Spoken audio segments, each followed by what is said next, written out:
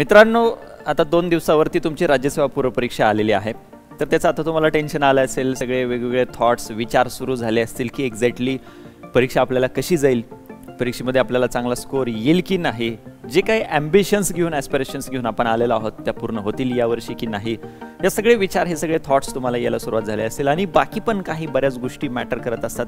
एक्झामच्या आधीचे 2 दिवस, एक्झामच्या आधीचा 1 दिवस आणि एक्झामचा दिवस, या 3 दिवसांमध्ये खूप काही गोष्टी मायन्यूट लेवलला तुम्हाला बघाव्या लागतात, त्या मॅनेज कराव्या लागतात. त्या सगळ्या गोष्टींचा इम्पॅक्ट पडत असतो एक्झामच्या दिवसावरती, डी डे ज्याला आपण म्हणतो. तर त्या गोष्टी एक्झॅक्टली कोणत्या असतात, कोणत्या गोष्टींची काळजी तुम्ही घ्यायला पाहिजे या 2 दिवस आधीपासून ते एक्झामच्या दिवसापर्यंत, त्या सगळ्या मुद्द्यांवरती आज आपण चर्चा करणार आहोत. ही जी राज्यसेवा पूर्व परीक्षा आहे येत्या रविवारी, की त्या दिवशी आणि त्याच्या आधीचे 2 दिवस तुम्ही काय करायचं आहे आणि काय करायचं नाही, कोणत्या गोष्टी अवॉइड करायच्या आहेत, त्या सगळ्या गोष्टी आपण डिस्कस करणार आहोत. ठीक आहे.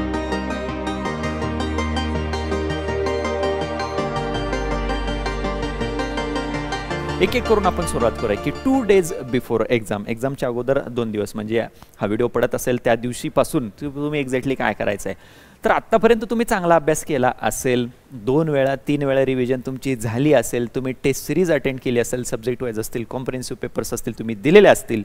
आता या शेवटच्या 2 दिवसांमध्ये काय करायचं, एकदम लाईट रिव्हिजन करायचे. लाईट रिव्हिजन म्हणजे काय की फार बर्डन घ्यायचं नाही की मी 14 तास अभ्यास करतो, मी 16 तास अभ्यास करतो, मी झोपतच नाही, मी नाईट मारतो. हे ग्रॅज्युएशनची एक्झाम नाही आहे मित्रांनो. आता तुम्ही आत्तापर्यंत अभ्यास केलेला आहे तो एका पेजवरती उतरवून काढा की मी आत्तापर्यंत काय काय केलेलं आहे, मी कोणत्या विषयाची किती रिव्हिजन केलेली आहे, मी टेस्ट सिरीज सोडवलेले आहे. तर ते तुमच्यासमोर एक तुमचा आत्तापर्यंतचा एक शीट राहील की तुम्ही आत्तापर्यंत एक्झॅक्टली काय केलेलं आहे, एक तुमचा आत्तापर्यंतचं ॲनालिसिस राहील. आणि ती गोष्ट तुम्हाला एक कॉन्फिडन्स देईल की हा मी आत्तापर्यंत एवढी सगळी प्रिपरेशन केलेली आहे, आता मला फार बर्डन घेण्याची गरज नाही या शेवटच्या 2 दिवसांमध्ये. या 2 दिवसांमध्ये मला लाईट रिव्हिजन करायचे आहे. आणि या लाईट रिव्हिजनमध्ये एक्झॅक्टली काय करायचं आहे, तर हाय प्रायोरिटी टॉपिक्स तुम्हाला रिवाईज करायचे आहेत. हाय प्रायोरिटी टॉपिक्स म्हणजे कोणते, तर त्या विषयामध्ये बघा काही महत्त्वाचे मुद्दे आहेत. उदाहरणार्थ इतिहासामध्ये आपण जर बघितलं तर समाजसुधारकांची एक लिस्ट तुम्ही रेडी केली असेल. हिस्ट्रीची preparation, last minute strategy, last minute रिव्हिजनचा एक व्हिडिओ ऑलरेडी टाकलेला आहे, त्याच्यामध्ये तुम्ही बघितलं असेल की कोणत्या गोष्टी करायच्या आहेत तुम्हाला. तर समाजसुधारक हिस्ट्रीमध्ये तो हाय प्रायोरिटी टॉपिक आहे, त्याच्यावरती विचारला जातो प्रश्न. गांधी योग हाय प्रायोरिटी टॉपिक आहे, त्याच्यावरती प्रश्न विचारलाच जातो. ठीक आहे. त्याच्यानंतर इकॉनॉमीमध्ये आपण जर बघितलं तर इकॉनॉमीमध्ये इकॉनॉमिक्सच्या बाबतीमध्ये 5 इयर प्लॅन, पंचवार्षिक योजना, त्याच्यावरती प्रश्न विचारला जातो. दारिद्र्य, बेरोजगारी, त्याच्यावरती प्रश्न विचारलाच जातो. सायन्सच्या बाबतीमध्ये, जनरल सायन्सच्या बाबतीमध्ये विचार केला तर ॲनिमल क्लासिफिकेशन, प्लांट क्लासिफिकेशन, वनस्पती प्राणी वर्गीकरण, त्याच्यावरती प्रश्न विचारला जातो. डिसीजेसवरती प्रश्न विचारला जातो. तर असे जे हाय प्रायोरिटी टॉपिक्स आहेत ज्याच्यावरती प्रश्न कंपल्सरी 100% विचारलाच जातो, ते सगळ्या विषयांमधले टॉपिक्स आत्ता तुम्हाला या राहिलेल्या 2 दिवसांमध्ये रिवाईज करायचे आहेत. फार त्याचं बर्डन घ्यायचं नाही, ते आधी पण तुम्ही वाचलेले आहेतच, आधी पण रिवाईज केलेले आहेतच. आत्ता फक्त थोडक्यामध्ये ते ओव्हरलुक करायचे आहेत, गोथ्रू करायचे आहेत. ठीक आहे. हे का सांगतोय, कारण तुम्ही आत्ता या वेळेला, या क्षणाला, या शेवटच्या 2 दिवसांमध्ये तर खूप जास्त स्ट्रेस घेतला, 16 तास अभ्यास केला, 18 तास अभ्यास केला, रात्रभर अभ्यास केला, तुमची बायोलॉजिकल सायकल डिस्टर्ब होईल. 2 दिवस तुम्हाला असं वाटेल की मी खूप वाचलेलं आहे, परंतु तिसऱ्या दिवशी त्याचे इम्प्लिकेशन्स दिसायला सुरू होतील, निगेटिव्ह इम्प्लिकेशन्स. मग तिसऱ्या दिवशी एक्झामच्या दिवशी तुम्ही बर्नआउट झालेले असाल, तुम्ही एक्झॉस्ट झालेले असाल. जो परफॉर्मन्स तुमच्याकडून 100% तिथं येणं एक्सपेक्टेड आहे एक्झामच्या दिवशी, तो येणार नाही. त्यासाठी आत्ता हेवी रीडिंग करायचं नाही. आत्तापर्यंत तुम्ही केलेलं आहे त्याच्यावरती विश्वास ठेवा, स्वतःवरती विश्वास ठेवा, स्वतःच्या प्रिपरेशनवरती विश्वास ठेवा. आता फक्त आणि फक्त ही लाईट रिव्हिजन करायची आहे. हाय प्रायोरिटी टॉपिक्स तुम्हाला फक्त या शेवटच्या 2 दिवसांमध्ये रिवाईज करायचे आहे. ठीक आहे. आणि झोप व्यवस्थित घ्यायची आहे. ठीक आहे, झोप व्यवस्थित घ्यायची आहे. हे झालं 2 दिवस अगोदरचं. त्याच्यानंतर 1 दिवस अगोदर एक्झामच्या आदल्या दिवशी काय करायचं आहे, तर व्यवस्थित झोप घ्यायची. हा मुद्दाम प्रायोरिटीने वरती मेन्शन केलेलं आहे की झोप व्यवस्थित झाली पाहिजे.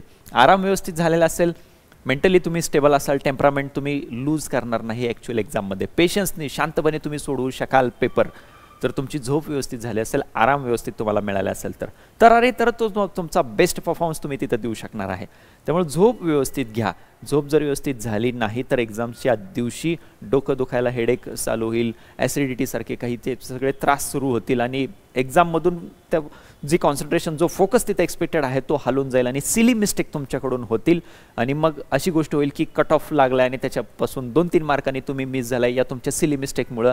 सिली मिस्टेक कशामुळं झाल्या? तुमचं लॅक ऑफ कॉन्सन्ट्रेशनमुळं. लॅक ऑफ कॉन्सन्ट्रेशन कशामुळं झालं की तुम्ही व्यवस्थित आराम केलेला नाही, व्यवस्थित झोप घेतलेली नाही आहे. त्यामुळं झोप व्यवस्थित घ्या एक्झामच्या आदल्या दिवशी. फार पण झोपायचं नाही आहे, व्यवस्थित झोप. रेग्युलर जे तुमचं शेड्यूल आहे ते रेग्युलर शेड्यूल फॉलो ठेवायचं आहे. काहीही त्याच्यामध्ये बदल करायचा नाही, एक्स्ट्रीम चेंज कोणताही करायचं नाही की जास्त जागरण केलं, जास्त झोप घेतली, एक्स्ट्रीम कुठलीही गोष्ट करायची नाही. जे तुमचं शेड्यूल आत्तापर्यंत सुरू होतं तेच शेड्यूल तुमचं ठेवायचं आहे. तुम्ही 7 तास झोपत असाल 7 तासच झोप घ्या, ठीक आहे. त्या पद्धतीने व्यवस्थित तिथं झोप घ्यायची आहे. आदल्या दिवशी तुम्हाला काय करायचं की तुमचं जे एक्झाम सेंटर आहे ते एक्झाम सेंटरबद्दल व्यवस्थित माहिती घ्यायची आहे. गुगल मॅपला चेक करा की तुमच्या राहत्या ठिकाणापासून ते सेंटर एक्झॅक्टली किती लांब आहे, किती इस्टिमेटेड टाईम दाखवते. आदल्या दिवशी तुम्ही काय करू शकता की आदल्या दिवशी सकाळी 8 वाजता गुगल मॅपला जाऊन चेक करा की किती वेळ दाखवते एक्झॅक्टली, कारण तुम्हाला दुसऱ्या दिवशी त्याच वेळेला जवळपास निघावं लागणार आहे. ठीक आहे, तर किती वेळ दाखवतंय हे आदल्या दिवशी चेक करा. त्यानुसार प्लॅन करा की तुम्हाला किती वाजता निघायचे, त्याच्या अकॉर्डिंगली किती वाजता उठायचे, किती वेळेमध्ये रेडी व्हायचं, त्या सगळ्या गोष्टी तुम्हाला व्यवस्थित तिथं प्लॅन कराव्या लागतील. एक्झाम सेंटरची पूर्ण माहिती घ्या. कोणती बस असते, गाडी असेल बेटर आहे, बस, ऑटो, कॅब, जे काही तुम्ही गोष्टी करणार असेल त्याचा अगोदरच प्लॅनिंग व्यवस्थित करून ठेवा. तुमच्या सगळ्या वस्तू एक्झामसाठीच्या लागणाऱ्या त्या तुम्ही आदल्या दिवशीच घेऊन ठेवा. एक्झामच्या दिवशी जाताना घेऊ, बघू या गोष्टी अवॉइड करा.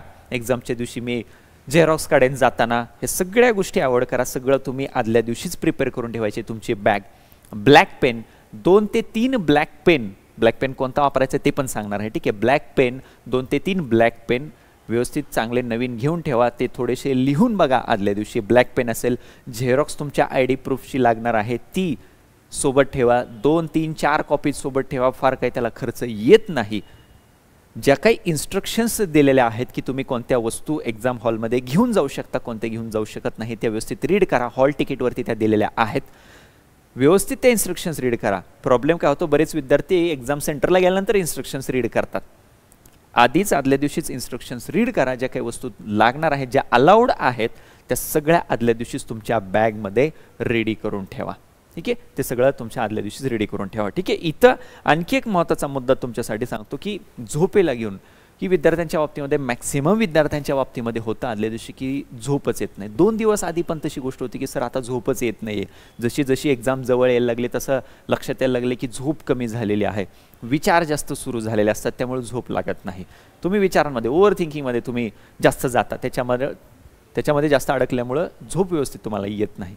ओव्हर थिंकिंग करू नका की काय होईल एक्झॅक्टली, आपल्या बाबतीमध्ये एक्झॅक्टली काय होईल, आपण पास होऊ की नाही, यासारखे सगळे जे काही थॉट्स तुमच्या डोक्यामध्ये ये लागले असतील ते सगळेच्या सगळे थॉट्स थांबवा, ठीक आहे. एक सायकोलॉजिकल एक कन्सेप्ट असते, ती जस्ट इथं सांगतो, ती ट्राय करून बघा, ठीक आहे. ती ट्राय करून बघा, ठीक आहे. एक सायकोलॉजिकल कन्सेप्ट आहे की पोस्टपॉन दी वरी. बऱ्याच विद्यार्थ्यांच्या बाबतीमध्ये प्रॉब्लेम हा होतो की टेन्शन आलंय आणि ते टेन्शन मॅनेज होत नाही, टेम्परामेंट लूज होतं ॲक्च्युअल एक्झाममध्ये आणि स्कोअर 2-3 मार्कांनी हुकतोय. मेरिट कट ऑफ तो क्लिअर होत नाही, 2-4 मार्कांनी हुकतंय. पोस्टपॉन दी वरी नावाचे एक सायकोलॉजिकल कन्सेप्ट आहे.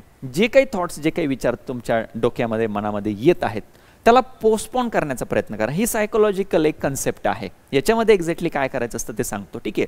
आत्ता तुमच्या डोक्यामध्ये काय विचार चालू असतील, येत असतील की कसं होणार एक्झामच्या दिवशी, कसं होणार, म्हणजे किती करेक्ट येतील, मी तर एवढं टार्गेट ठेवलं, एवढे करेक्ट आलेच पाहिजेत, मागच्या वर्षी कट ऑफ एवढा राहिला आहे, मला एवढा कट ऑफ, जो 117 जो काही कट ऑफ राहिला असेल तो मला क्लिअर करायचा आहे, त्याच्यापेक्षा जास्त मार्क पाडायचे आहेत, मग तो होईल का नाही, पेपर अवघड आला तर कसं होईल, मी पास नाही झालो तर काय होईल, यासारखे जे थॉट्स, यासारखे जे विचार तुमच्या डोक्यामध्ये यायला लागलेले आहेत त्याला पोस्टपोन करा. स्वतःला प्रश्न विचारा की या सगळ्या गोष्टींचा आत्ता विचार करून काही उपयोग आहे का. आत्ता हातामध्ये तुमच्या काय आहे की राहिलेले 2 दिवस जे आहेत, राहिलेले 2 दिवस की एक्झामच्या आधीचा दिवस, या 2 दिवसामध्ये, एक्झामच्या आधीच्या दिवसामध्ये तुम्हाला फक्त शांत सगळ्या गोष्टी हँडल करायच्या आहेत, शांत राहायचं आहे, एकदम पेशन्सनी गोष्टी घ्यायच्या आहेत. आणि ही जी काय काळजी तुम्हाला वाटते, जे काही विचार येतात, याला पोस्टपॉन करायचं आहे की हां ठीक आहे, हे थॉट्स येत आहेत, लिहून काढा एका पेपरवरती, एका पेजवरती लिहून काढा की हां हे मला विचार येत आहेत आणि मी या विचारांवरती, या सगळ्या थॉट्सवरती कधी विचार करणार आहे. एक्झाम झाल्यानंतर संडेला निवांत रात्री बसून मी स्वतःसाठी वेळ देईन, 2 तास 3 तास मी बसेन आणि हे पेज घेऊन बसेन ज्याच्यावरती मी सगळ्या माझ्या काळजी, चिंता लिहिलेल्या होत्या, कन्सर्न लिहिलेले होते, त्याच्यावरती मी निवांत विचार करेन. पोस्टपॉन दी वरी. आत्ता विचार करून काय होणार आहे का, की माझं कसं होईल हे संडेला डिसाईड होणार आहे. मग संडेलाच त्याच्याबद्दल विचार करू ना, आत्ता का विचार करायचा आहे. आत्ता आपल्या हातामध्ये काय आहे की आपण ओव्हरलुक करू शकतो, गो थ्रू करू शकतो शेवटच्या काही या तासांमध्ये हे हाय प्रायोरिटी टॉपिक्स, ज्याच्याने तुमचे मार्क्स वाढू शकतात. एखादा मुद्दा विसरला असाल, कदाचित तुम्ही रिवाईज केले, वाचले आधी, तरी पण विसरलात, तर ते परत एकदा रिकॉल होईल या शेवटच्या काही तासांमध्ये. तर त्याच्यावरती तुम्ही फोकस करा आणि जी काय काळजी, चिंता तुम्हाला वाटते त्याला पोस्टपॉन करा. संडेला निवांत बसून आपण चर्चा करू, विचार करू त्याच्यावरती की एक्झॅक्टली काय करायचं या कन्सर्नचं, की माझं कसं होईल ते संडेला बघू आपण. तोपर्यंत तुम्हाला बेस्ट परफॉर्मन्स द्यायचा आहे, बाकी कशाबद्दलही विचार करायचा नाही. ठीक आहे, तर ही कन्सेप्ट लक्षात ठेवा, कारण मॅक्सिमम स्टुडंट्सच्या बाबतीमध्ये तो प्रॉब्लेम असतो की सर टेन्शन येते आणि टेन्शन मॅनेज होत नाही, स्ट्रेस मॅनेज होत नाही आणि झोप येत नाही. ही गोष्ट करून बघा, हा एक्सपेरिमेंट करून बघा. पेजवरती लिहा तुमच्या सगळ्या काळजी वाटणाऱ्या चिंता सगळ्या लिहा पेजवरती आणि याच्यावरती मग आत्ता विचारून काय होणार आहे हा स्वतःला प्रश्न विचारा. काहीच होणार नाही याचं उत्तर तुम्हाला स्वतःला मिळेल.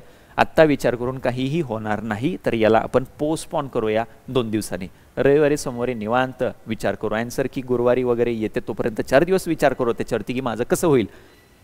तोपर्यंत 2 दिवस नको, तोपर्यंत 2 दिवस त्याच्यावरती विचार करायचा नाही. ठीक आहे, हे झालं एक्झामच्या आधीचे दिवस. एक्झामच्या दिवशी काय करायचे, छोट्या छोट्या गोष्टी सांगणार आहे, परंतु त्या इम्पॉर्टंट आहेत म्हणून सांगणार आहे. ठीक आहे, सकाळी जसं सांगितलं की आदल्या दिवशीच प्लॅन बनवा, एक्झाम सेंटर किती लांब आहे त्याच्यानुसार, की तुम्हाला सकाळी किती वाजता उठायचं आहे, नाश्ता ब्रेकफास्ट रेडी होणं त्याच्यासाठी किती वेळ आहे तुमच्याकडं आणि एक्झाम सेंटरला पोहोचायला किती वेळ लागणार आहे.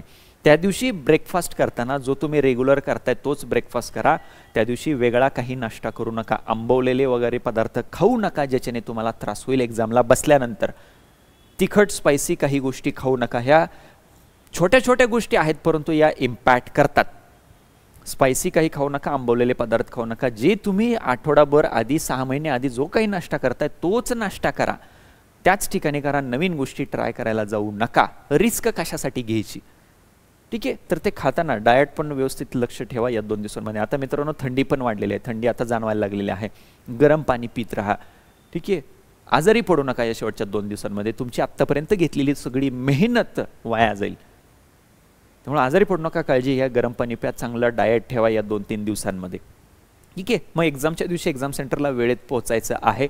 तिथं बायोमेट्रिक ऑथेंटिफिकेशन वगैरे सगळ्या त्या गोष्टी होईल, त्या प्रोसेस होतील आणि जेवढं अलाउड आहे तेवढंच सामान घेऊन एक्झाम हॉलमध्ये जायचं आहे. ठीक आहे, एक्झाम हॉलमध्ये गेल्यानंतर रिॲक्शन द्यायची नाही.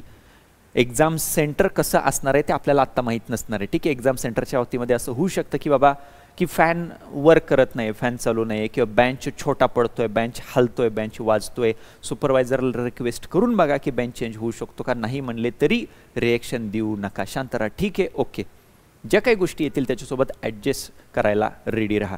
तिथं एक्झामच्या दिवशी बरेच विद्यार्थी वाद घालत बसतात, ती गोष्ट करू नका, अजिबात करू नका. आणि ती 2 दिवस आधी पण सांगतो की अजिबात कसलीच आर्ग्युमेंट कोणासोबतच करायची नाही. कसलीच आर्ग्युमेंट, एकदम शांत राहायचं. कसलीच आर्ग्युमेंट. कोण म्हणलं की हा वाघ उलटा चालतो तर हो म्हणायचं, मी आत्ताच बघितलं, आत्ताच माझ्यासमोरून उलटा चालत गेला, सोडून द्यायचं. अजिबात आर्ग्युमेंट्स कोणासोबतही करायचे नाहीत. एकदम शांत राहायचं त्या शेवटच्या 2 दिवसांमध्ये, एकदम शांत राहायचं. डिस्ट्रॅक्शन 0.1% सुद्धा ठेवायचं नाही आपल्याला. सिली मिस्टेकमध्ये 2 मार्क्स सुद्धा घालवायचे नाहीत आपल्याला, अजिबात घालवायचे नाहीत. ठीक आहे, एक्झामच्या दिवशी पण तेच करायचं. एक्झामच्या दिवशी पण जी काही सिच्युएशन आलेली असेल त्याला ॲडजस्ट करायचं. फॅन वर्क करत नाही, काही प्रॉब्लेम नाही, ॲडजस्टमेंट करायची आहे. तिथं वाद घालत बसायचा नाही. ठीक आहे, ज्याला कोणाला वाद घालायचा असेल एक्झाम हॉलमध्ये, जे कोणी घालत असतील त्यांना करू द्यायचं. आपण शांत राहायचं, आपलं काम करायचं. आपलं काम करायचं. पेपर हातात आल्यानंतर ती 10वी-12वीला केलेली गोष्ट करायची नाही की हा मी सगळा पेपर एकदा गो थ्रू करतो, ती गोष्ट करायची नाही. त्याच्यामध्ये होतं काय की हा तुम्ही सगळा पेपर बघत बसला, क्वेश्चन्स बघितले फक्त जस्ट, आणि जर असं वाटलं तुम्हाला की त्यातले काही प्रश्न तुमच्या माहितीतील नाही आहेत की तुम्ही लगेच स्ट्रेस घ्यायला सुरू करणार आहे की पेपर अवघड आला, आता कसं होणार माझं. त्यामुळे सगळा पूर्ण पेपर बघायचा नाही. ती 10वी-12वीची गोष्ट ती वेगळी होती की एकदा मी पेपर बघतो काय काय आलंय पेपरमध्ये, ते करू नका. सुरुवात करायची तुमच्या स्ट्रॉंग सब्जेक्टपासून, तुमच्या स्ट्रॉंग सब्जेक्टपासून. सेट कुठलाही येऊ द्या, सेट कुठलाही येऊ द्या, कुठलाही सब्जेक्ट सुरुवातीला असू द्या, तुमचे स्ट्रॉंग सब्जेक्ट्स तुम्हाला आत्तापर्यंत समजलेले असतील, 3-4 सब्जेक्ट तुमचे स्ट्रॉंग असतील, त्या स्ट्रॉंग सब्जेक्टपासूनच सुरुवात करायची. मग ते कुठेही असू द्या, सेटमध्ये शेवटी असू द्या, तिथपासून सुरुवात करायची. वीक सब्जेक्ट शेवटी ठेवायचे, वीक सब्जेक्ट शेवटी ठेवायचे आहेत. ठीक आहे. जरी स्ट्रॉंग सब्जेक्टपासून सुरुवात केली, पहिलाच प्रश्न तुम्ही वाचलेलं नसेल किंवा विसरला असाल, त्याच्याशी संबंधित आला प्रश्न, तर लगेच गडबडून जायचं नाही, पेपरला जज करायचं नाही लगेच की नाही पेपर अवघडच आलाय. किंवा तुम्ही जी काही वाचलेलं आहे, तुमची जी काही तयारी झालेली आहे, त्याच्याशी संबंधित प्रश्न आला तर लगेच असं पण रिॲक्ट व्हायचं नाही की हा खूप सोपा पेपर आलेला, आता झालंच माझं. त्या फॉर्ममध्ये पण जायचं नाही आहे आणि त्या टेन्शनमध्ये पण जायचं नाही आहे. न्यूट्रल राहायचं आहे. जो काही पेपर आलेला तो व्यवस्थित रीड करायचा आहे. बऱ्याच वेळी होतं तसं की सोपा पेपर आलाय, सोपे प्रश्न आलेत, हा मला माहिती आहे म्हणत आपण योग्य अयोग्य अचूक बिनचूक असे जे शब्द असतात त्याच्याकडे दुर्लक्ष करतो आणि खाली काहीतरी वेगळ्याच पर्यायाला टिक करून देतो. एकदम त्या फॉर्ममध्ये पण जायचं नाही की नाही खूप सोपा पेपर आलाय आणि मी काढणारच आहे यावेळी. एकदम न्यूट्रली पेपरकडे बघायचं आहे. प्रत्येक वर्ड क्वेश्चनमधला प्रत्येक स्टेटमेंट व्यवस्थित रीड करायचं आहे आणि मगच पर्याय टिक करायचा आहे. ठीक आहे. क्वेश्चन पेपरला जज करायचं नाही की तो सोपा आहे की अवघड आहे. ठीक आहे. स्ट्रॉंग सब्जेक्ट आधी सांगितलं तसं स्ट्रॉंग सब्जेक्टनी सुरुवात करायची. तुमचे आवडते विषय, तुमचे स्ट्रॉंग सब्जेक्ट, त्याच्यापासून सुरुवात करायची. कुठलाही सेट येऊ द्या, तुमचा सब्जेक्ट कुठं स्टार्ट होतोय बघायचं. ते बघत असताना पटकन बघायचं, सगळे क्वेश्चन त्याच्या बाकी सब्जेक्टमधले बघत बसायचे नाहीत. पटकन बघायचं, लक्षात येतं कुठं आहे. फॉर एक्झाम्पल माझा हिस्ट्री सॉन्ग आहे तर मी हिस्ट्री लगेच मी शोधणार, हिस्ट्रीचा क्वेश्चन कुठं आहे तिथपासून मी सोडवायला सुरुवात करणार आणि माझे वीक सब्जेक्ट्स मी शेवटी ठेवेन. या पद्धतीने ऐनवेळी तुमची स्ट्रॅटेजी चेंज करायची नाही. तुमची जी काय आत्तापर्यंत स्ट्रॅटेजी ठरली असेल की मला काय करायचं एक्झॅक्टली एक्झाममध्ये, ऐनवेळी स्ट्रॅटेजी तिथं जाऊन चेंज करायची नाही. बाकीच्यांचा आजूबाजूंच्या काहीतरी बघून की याने जरा गोल कमीच केलेले दिसतात, याने जरा गोल जास्तच केलेले दिसतात, ऐनवेळी आपली स्ट्रॅटेजी चेंज करायची नाही. आपल्या स्ट्रॅटेजीसोबत स्टिक राहायचं. जे काही आपलं डिसाईड झालेलं आहे त्या स्ट्रॅटेजीसोबत स्टिक राहायचं आहे. दुसऱ्यांचा आजूबाजूच्यांचं बघून स्ट्रॅटेजी चेंज करायची नाही. ओके.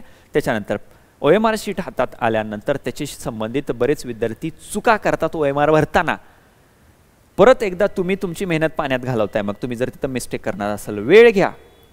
OMR शीट आधी देतात, वेळेच्या आधी देतात. OMR शीट व्यवस्थित फिल करा. वरती बोट ठेवा. लहान मुलगा ज्या पद्धतीने गोल करतो, तुमचा जो रोल नंबर असेल तो त्यासाठी वरती बोट ठेवून प्रॉपर त्याला व्यवस्थित गोल करा. कुणी काही जज करणार नाही तुम्हाला आणि केलं तरी फरक पडत नाही. एक तिथं बोट ठेवायचं आणि तो जो नंबर आहे तो व्यवस्थित तिथं गोल करायचा. वरती एक्झामचं नाव लिहायचं असतं, स्वतःचं नाव नाही. OMR वरती स्वतःचं नाव पण लिहून रिकामे होतात विद्यार्थी. नीट वाचायचं की OMR वरती काय विचारलेलं आहे. स्वतःच्याच सहीसाठी दिलेल्या जागेत सही करा. एक्झामिनरच्या ह्याच्यात सही करू नका. OMR व्यवस्थित शांतपणे बघा. हे सगळं कधी पॉसिबल आहे ज्यावेळी तुम्ही शांत आहात, पेशंटली सगळ्या गोष्टी हँडल करत आहात. त्याच्यासाठी सांगितलं की डिस्ट्रॅक्शन करणाऱ्या कुठल्याही गोष्टी 2 दिवस आधी एक्झामच्या दिवशीपर्यंत काहीच करायचं नाही. कोणासोबतच कसलीच आर्ग्युमेंट करायची नाही. ठीक आहे. तर OMR फिलिंग किंवा OMR सर्कलिंग तो एक महत्त्वाचा मुद्दा आहे जो बऱ्याच विद्यार्थ्यांचा प्रश्न असतो. ठीक आहे. या पद्धतीने असते तुमची OMR शीट.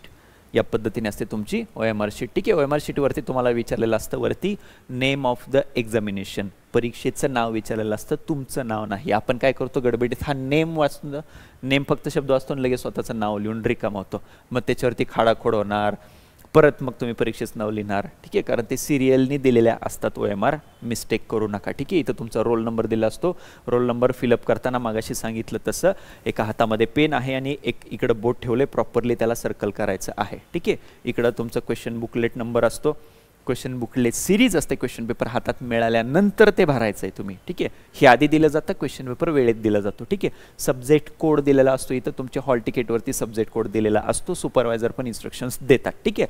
त्याच्यानंतर इथं कॅन्डिडेटची सिग्नेचर दिलेली असते. ठीक आहे. तिथं सही करायची आहे. ठीक आहे. या पद्धतीने असते OMR.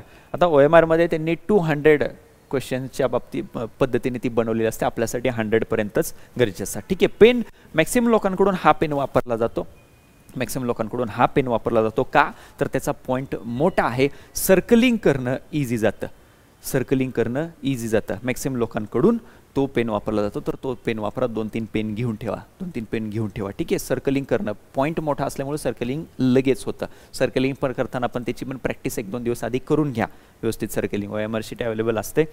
ठीक आहे, तुम्हाला मिळून जाते. तर त्याच्यावरती सर्कलिंग व्यवस्थित त्याची प्रॅक्टिस करून घ्या. पेनला थोडंसं रुळवा, नवीन पेन लगेच तिथं घेऊन जाऊ नका, थोडं फार तरी लिहा. 2 3 4 पेन घेऊन जावा सोबत.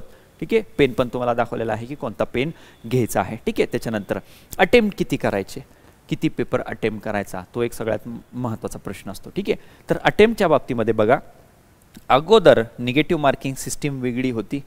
अगोदर निगेटिव्ह मार्किंग सिस्टीम वेगळी होती, ती आता चेंज झाली. ठीक आहे, 1/3 1/4 ते चेंज झालेलं आहे आता. त्यामुळे आता अटेम्प्ट्स तुमचे पेपर कसाही येऊ द्या, पेपर कसाही येऊ द्या, पेपर अवघड येऊ द्या, सोप्पा येऊ द्या, 85+ अटेम्प्ट तुमचा असायलाच पाहिजे. 85+ अटेम्प्ट तुमचा असायलाच पाहिजे. जर पेपर सोप्पा आला, खूपच इझी आला पेपर, तर मग 95च्या अराउंड तुम्ही अटेम्प्ट करायचे आहेत. 95च्या अराउंड तुम्ही अटेम्प्ट करायचे आहेत. कितीही इझी पेपर आला तरी 4-5 प्रश्न असे असणारच आहेत की नाही त्याच्याबद्दल वाचलेलं काही वाटत नाही, आठवत नाही, कन्फ्युजन होते 2 ऑप्शनमध्ये, असे काही प्रश्न तरी राहणारच आहेत. ठीक आहे, तर या रेंजमध्ये जनरली अटेम्प्ट ठेवायचे आहेत. ठीक आहे, हा नंबर विसरायचा नाही. ठीक आहे, कारण निगेटिव्ह मार्किंग आता कमी झाल्यामुळं मॅक्सिमम लोक जास्तीत जास्त अटेम्प्ट करतात, तर त्याच्यावरती लक्ष द्या आणि तेवढा अटेम्प्ट तिथं व्यवस्थित ठेवायचाच आहे. ठीक आहे, आता त्याच्या बाबतीमध्ये सोडवत असताना एक राऊंड मेथड बऱ्याच टॉपर्सकडून सांगितली जाते. तुम्ही ऐकले असेल, माहीत नसेल तर मी सांगतो. राऊंड मेथड म्हणजे एक्झॅक्टली काय. ठीक आहे, तर क्वेश्चन पेपर सगळा बघत असताना आपल्याला असे काही प्रश्न सापडणार आहेत की जे एकदम शुअर आहेत की नाही मला त्याच्याबद्दल माहिती आहे, पूर्ण मी वाचलेलं आहे आणि मी त्याच्याबद्दल शुअर आहे, असे काही प्रश्न सापडणार आहेत. ठीक आहे, त्याच्यानंतर 50-50 कन्फ्युजन असलेले काही प्रश्न तुम्हाला सापडणार आहेत की नाही मी वाचलंय, मला 2 पर्यायांमध्ये डाऊट आहे, 2 पर्याय तर मी इलिमिनेट केलेत, पण 2 पर्यायांमध्ये मला डाऊट आहे, 50-50 कन्फ्युजन आहे, तर त्याच्याबद्दल काय करायचं. आणि तिसऱ्या टाईपचा एक प्रश्न त्याच्यामध्ये असतो की अजिबातच वाचलेलं नाही. ठीक आहे, त्याच्याबद्दल अजिबातच वाचलेलं नाही, काहीच वाचलेलं नाही आहे, तो ओळखीचाच मला वाटत नाही एक क्वेश्चन, तर त्याच्याबद्दल काय करायचं. ठीक आहे, तर राऊंड मेथड काय असते, राऊंड सिस्टीम काय असते ते सांगतो. पहिल्या राऊंडला तुम्ही जे तुमचे शुअर आहेत तेच फक्त टिक करायचे आहेत, तेच फक्त सर्कल करायचे आहेत. ठीक आहे, पहिल्या राऊंडला जे फक्त तुमचे शुअर आहेत तेच सर्कल करायचे, तेच टिक करायचे, जे मला कन्फर्म माहिती आहे याचं उत्तर ते सर्कल करायचे आहे. ठीक आहे, असे 1 ते 100 मध्ये सगळे बघून घ्यायचे की किती शुअर आहेत ते सगळे टिक करून टाकायचे पहिल्या राऊंडला. सेकंड राऊंडला ज्याच्याबद्दल तुम्ही 50-50 कन्फ्युज्ड आहात ते सगळे क्वेश्चन परत एकदा गो थ्रू करायचे आहेत. आणि थर्ड राऊंडला मग की अजिबातच वाचलेलं नाही आहे परंतु थोडंफार काहीतरी वाटते, हिंट लक्षात येते प्रश्नातून, असे काही प्रश्न असतील तर त्याच्याकडे थर्ड राऊंडला जायचं आहे. ठीक आहे, या पद्धतीने राऊंड सिस्टीम करायची आहे. सर्कलिंगच्या बाबतीमध्ये बऱ्याच विद्यार्थ्यांच्या बाबतीत होतं की बरेच विद्यार्थी काय करतात, पहिल्यांदा क्वेश्चन पेपरवरती टिक करतात आणि मग सगळं OMR वरती मी 100च्या 100 सर्कल करतो असा विचार करतात. प्रॉब्लेम काय होतो त्याच्यामध्ये प्रॉब्लेम काय होतं की मध्ये तुम्ही एखादा दुसरा क्वेश्चन सोडलेला असेल.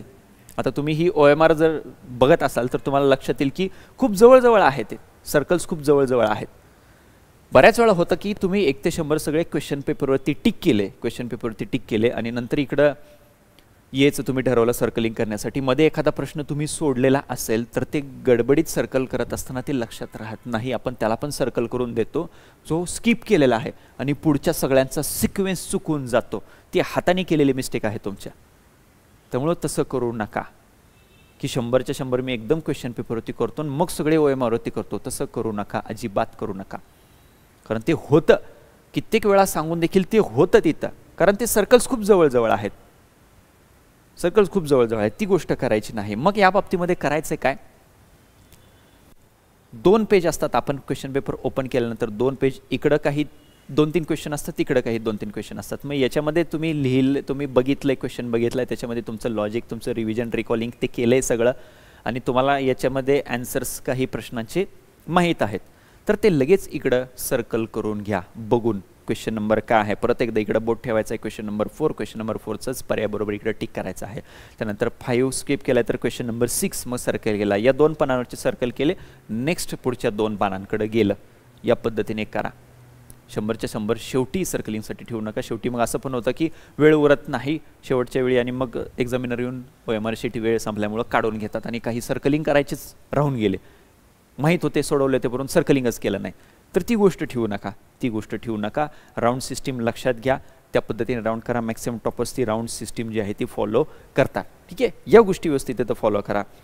हे झालं GSच्या बाबतीमध्ये. सीसॅटच्या बाबतीमध्ये पण हे रूल्स आहेतच बेसिक. सीसॅटच्या बाबतीमध्ये स्पेसिफिकली तुम्ही पॅसेज जरी कॉम्प्रेन्शनचा पार्ट जरी व्यवस्थित सॉल्व्ह केला तरी तुम्ही आरामात क्वालिफाय होता. ठीक आहे. एक जनरल स्ट्रॅटेजी जी यूज केली जात असे सीसॅटला की पहिले डिसिजन मेकिंगचे सॉल्व्ह करायचे आहेत, ज्याच्यामध्ये किमान 10 मार्क पडणं सोपं आहे. 12.5 मार्कांपैकी. त्याच्यानंतर पॅसेज सोडवले व्यवस्थित आणि मग मॅथ्स रिझनिंग म्हणजे जेवढे काही आपल्याला जमते तेवढे सोडवले. याच्यामध्ये तुम्ही आरामात क्वालिफाय होता. सीसॅट ठीक आहे. आणखी एक गोष्ट समजून घ्या, पॅसेजच्या बाबतीमध्ये कॉम्प्रेन्शनच्या बाबतीमध्ये टेक्नॉलॉजिकल काही पॅसेज आले तर मराठीमधल्या टर्म्स समजत नाहीत. पॅसेज रीड करताना सांगतोय, पॅराग्राफ रीड करताना तुम्ही मराठीमध्ये कम्फर्टेबल आहे की इंग्लिशमध्ये कम्फर्टेबल आहे हे तुम्हाला माहीत असतं, त्या पद्धतीनेच पॅराग्राफ रीड करायचं आहे. बट टेक्नॉलॉजीला घेऊन काही आला किंवा मागच्या वर्षी बघा इथिक्सवरती एक पॅराग्राफ आलेला होता, तर तसे काही पॅराग्राफ्स आले तर ट्राय करा की इंग्लिशमध्ये पण ते कीवर्ड्स बघून घ्याल. मराठीमध्ये कन्फ्युजन होतं बऱ्याच वेळा, कारण सेमी इंग्लिशचे मॅक्सिमम स्टुडंट्स आहात आपण, तर ते इंग्लिशमध्ये पण एकदा पॅराग्राफ बघून घ्या. व्यवस्थित बघून घ्या. ठीक आहे. डिसिजन मेकिंगच्या बाबतीमध्ये बऱ्याच विद्यार्थ्यांना लक्षात येत नाही की मग त्याच्यामध्ये सोल्युशन काय द्यायचं. क्वेश्चन टू क्वेश्चन ते डिफर करतं की सिच्युएशन एक्झॅक्टली काय दिलेलं आहे. ठीक आहे.